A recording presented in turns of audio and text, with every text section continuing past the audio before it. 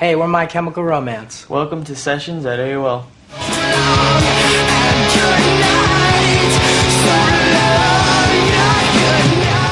I used to work at a Barnes & Noble. One day somebody left a stack of Irvin Welsh books, and as I was picking them up, that phrase caught me on the back. It was talking about how his stuff was coined as chemical romances. And I was like, wow, I'm surprised nobody's used that as a band name yet. It just fit so well on so many different levels. The band name meant so many different things having to do with antidepressants or alcoholism. It had a lot to do with the overall picture of what we were, saying.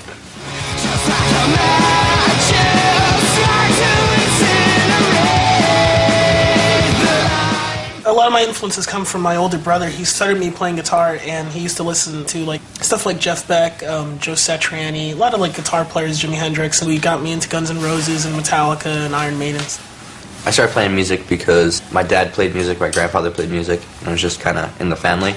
Kind of fell into it, and then started playing guitar because I liked to write songs. My dad started me on listening to blues, Richie Havens, other folk guitar players, and I learned about hardcore and got into that. I think the first kind of thing for me was a band called Rush. I love you dropping a band called Rush. I like a band too, called Rush. Who are they? I didn't mean it like that, That's when I started to get really into music. I wanted to get into music probably since the age of 6 or 7. I didn't quite know why. I just really, really wanted to be in a band. Probably the first thing I could remember listening to was just really terrible 80s metal, like Iron Maiden, Poison. As I got older, I moved more into punk rock, pop punk, and stuff like that. I was very influenced by Iron Maiden early on. That was probably the first band that somebody was nice enough to have me discover while I was wearing a Poison t-shirt, which was very embarrassing at the time. It was also the same day that I played Dungeons & Dragons, which the two are very linked. I feel Iron Maiden and Dungeons & Dragons, and then I discovered punk rock. In the middle of a gunfight, in the center of a restaurant, they say, come with your arms raised high. The concept for the record, 3 Cheers for Sweet Revenge, was the story of a man and a woman who are separated by death in a gunfight, and he goes to hell only to realize by the devil telling him that she's still alive. The devil says, you could be with her again if you bring me the souls of 1,000 evil men. And so he hands him a gun and he says, I'll go do it. That was the idea behind the concept. The record ended up being much more about loss in real life than anything, so I would say it's a good split.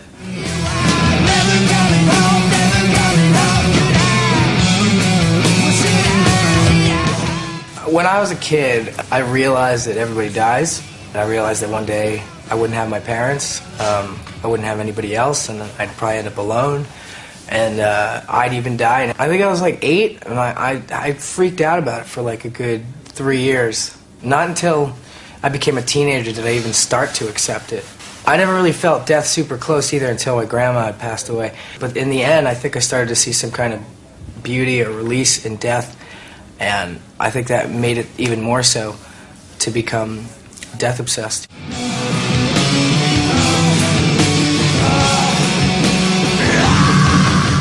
I think I was inspired more by movies than any musicians. There's a movie called Phantom of the Paradise by Brian De Palma, which is this rock opera from the 70s. Just like Rocky Horror Picture Show and rock operas and things like that. Because I like the element of theater involved in them, and I like the storytelling and the lyrics. That's what I like about Nick Cave or Tom Waits, is they're big storytellers.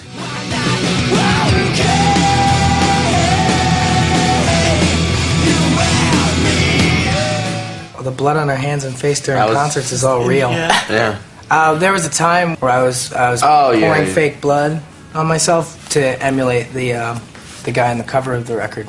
But other than that, any other blood you've seen has definitely been real blood. There was an instance in Detroit where Ray got his head cut open, and people thought it was fake for the longest time, and his face was a mask of blood. I was terrified for the rest of the set. So, Frankie hit me with his guitar. Oh, weird. Well, he was missing a tuning That is peg. fun, And so if you lose a tuning peg, you just have a jagged piece of metal sticking out, and it just went.